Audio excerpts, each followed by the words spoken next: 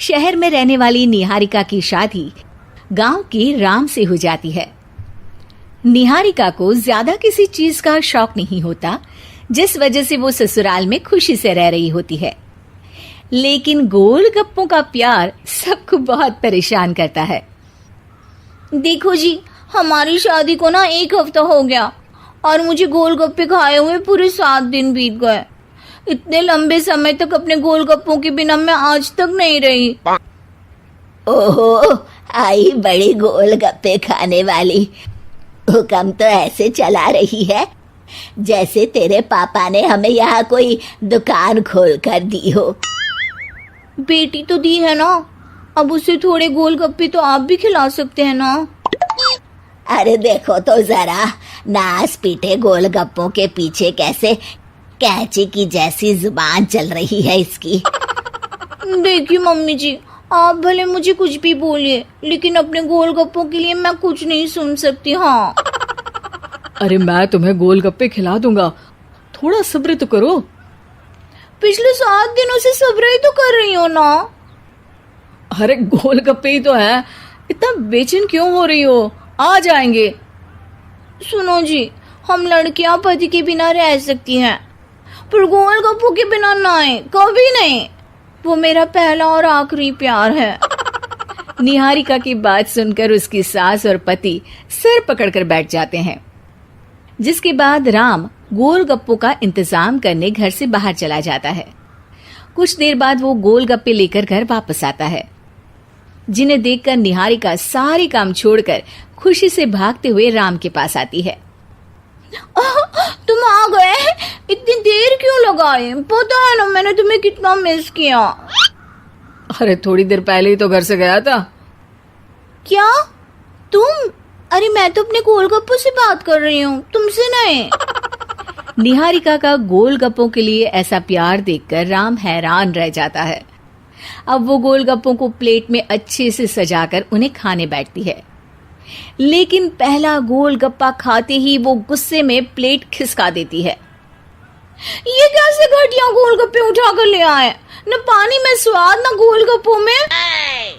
हाय हाय, महारानी के नखरे तो देखो, इन्हें गोलगप्पे में भी अलग अलग स्वाद चाहिए। ठीक है, आप लोग इस पर बहस मत शुरू कर देना, मैं ना कल दूसरी जगह से खरीद लाऊंगा, ठीक है?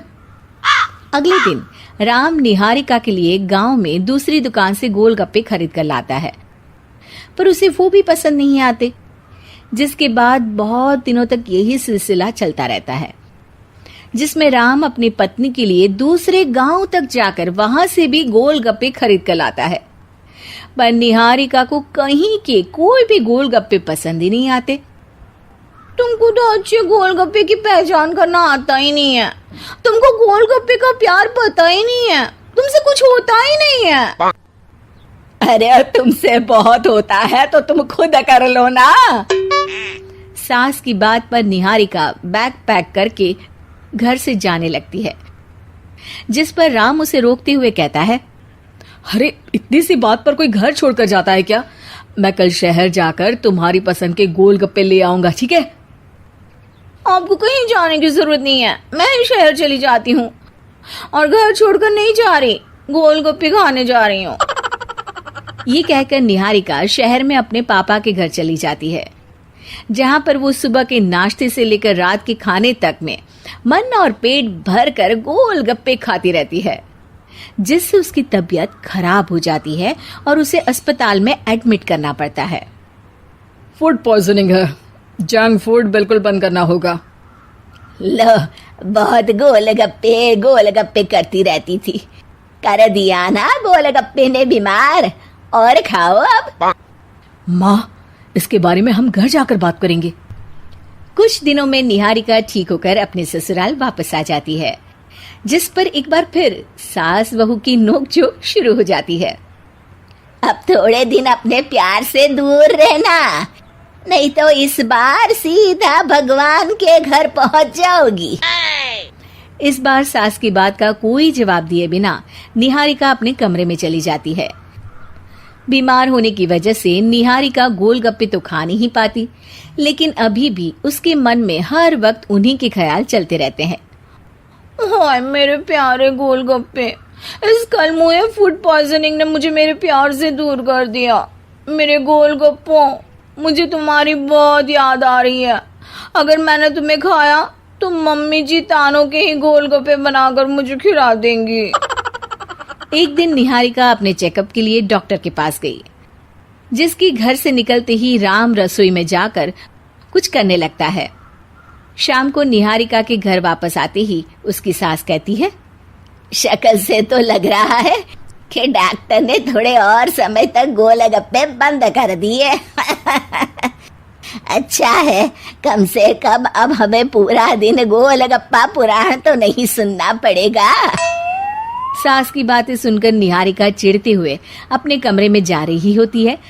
तभी राम गोलगप्पों से भरी एक बड़ी प्लेट लेकर उसके सामने आ जाता है, जिन्हें देखकर निहारिका का चेहरा खिल उठता है। ये मैंने तुम्हारे लिए बनाया है। तुम्हें अपने पसंद की चीज खाने से कोई नहीं रोक रहा।